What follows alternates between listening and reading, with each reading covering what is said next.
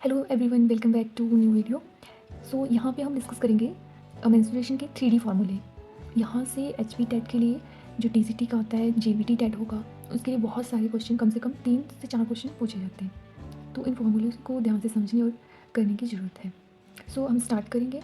हमारा जो फर्स्ट फार्मूले आएंगे वो आएगा क्यूब।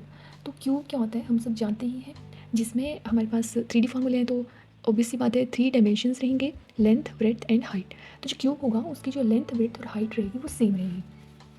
अगर ये ओरिजिन पॉइंट मान ली जाए तो इसकी लेंथ, ब्रेड एंड हाइट जो है वो सेम होगी। यहाँ पे मैंने ए ले रखा है, यानी अगर ये 2 सेंटीमीटर है, ये भी 2 सेंटीमीटर आएगी और हाइट भी 2 सेंटीमीटर आएगी।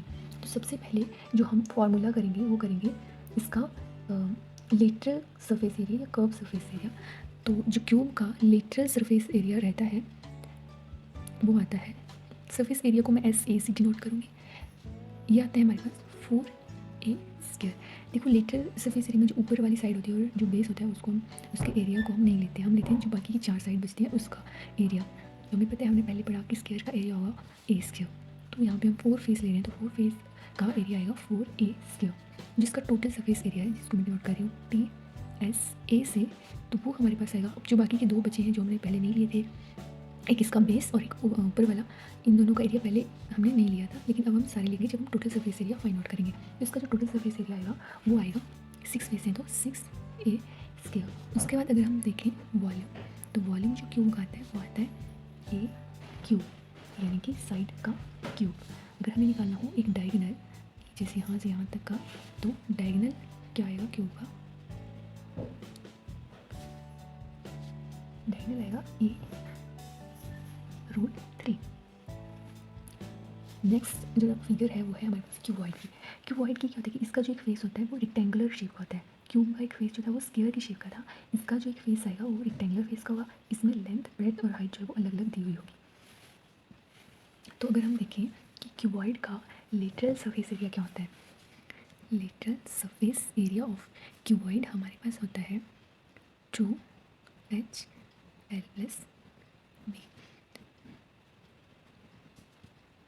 उसके बाद आता है इसका टोटल सरफेस एरिया, जो कि होता है 2LV+BH+HL। देन हमारे पास आता है वॉल्यूम। वॉल्यूम जो होता है क्यूबॉइड का वो होता है L/V यानी ब्रेड्थ इंटू हाइट H।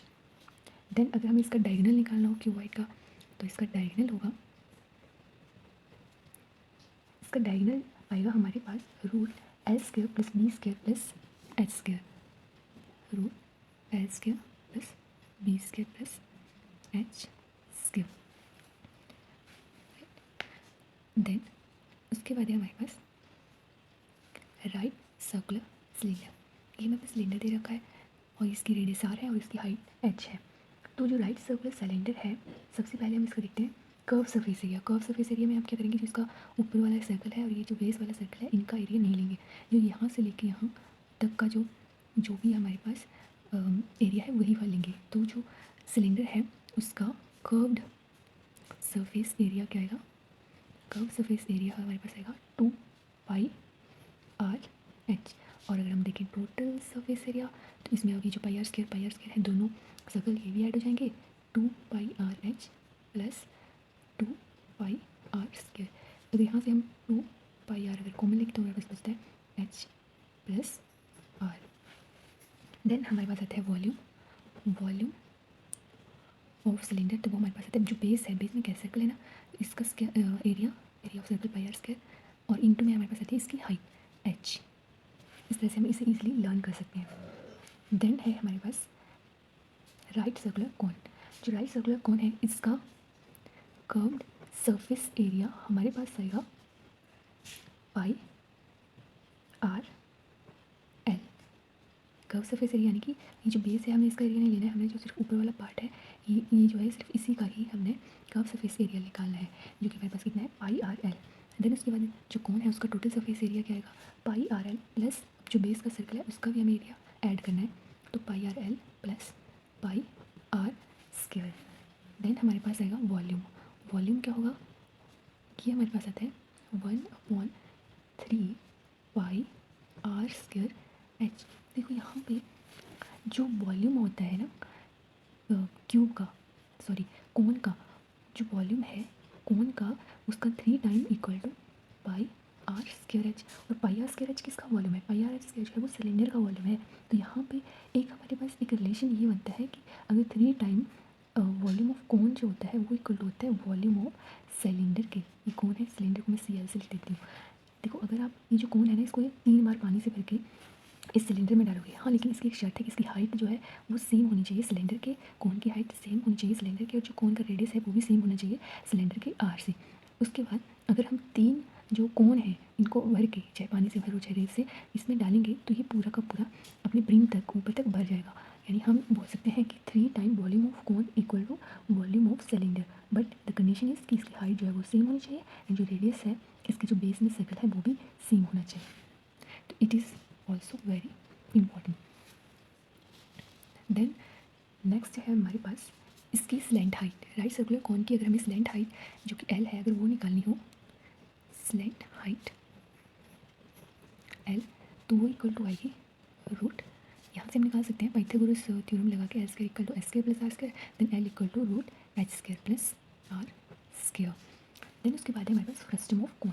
देखिए अगर हम इस कोन को यहाँ से कट कर देते हैं ऊपर से, तो हमारे पास ऊपर क्या आ जाएगा? एक स्मॉल सर्कल और नीचे वाला सर्कल ऐसे रहेगा, तो उसको हम बोलते हैं फ्रस्टम ऑफ कोन।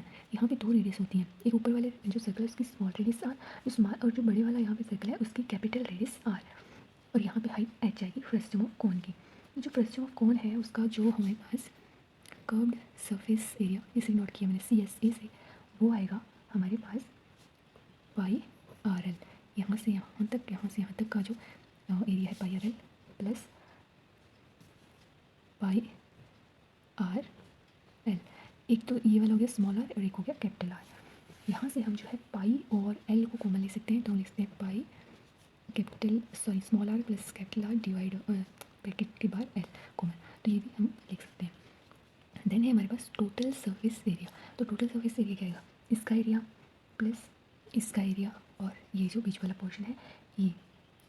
तो कर्व सरफेस एरिया में हम 2 बारी क्या जोड़ देंगे? पाई आर स्क्वायर और पाई आर स्क्वायर, एक बारी स्मॉल आर लेंगे और एक बारी कैपिटल आर लेंगे, यानी कि हम लिखेंगे pi are plus r l plus pi are square इसका एरिया एंड देन बेस का पाई आर स्क्वायर।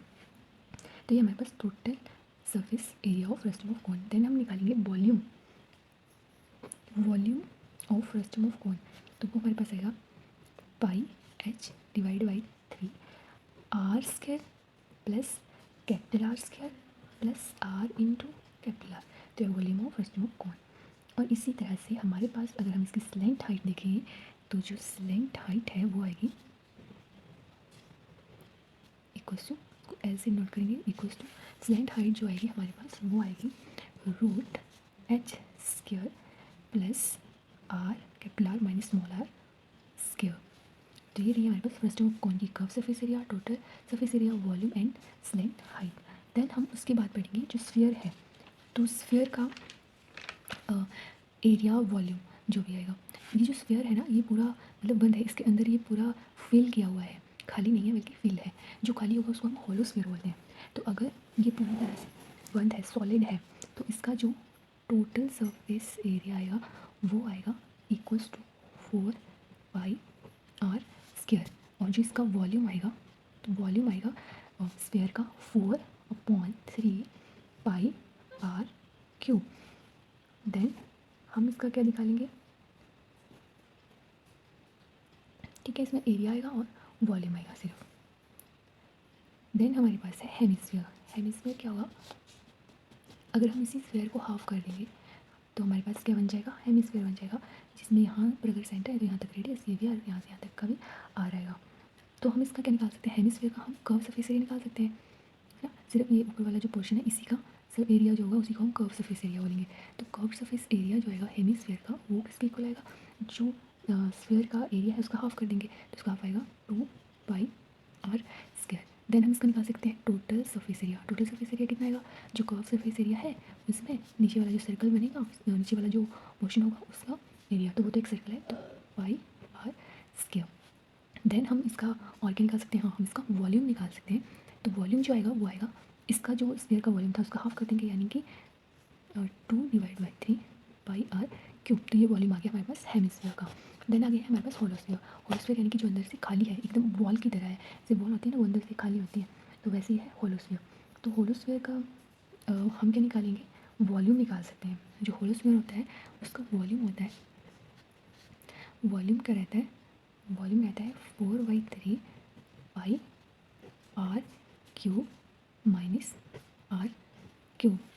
ये होलोस्फीयर का जो है वो वॉल्यूम है।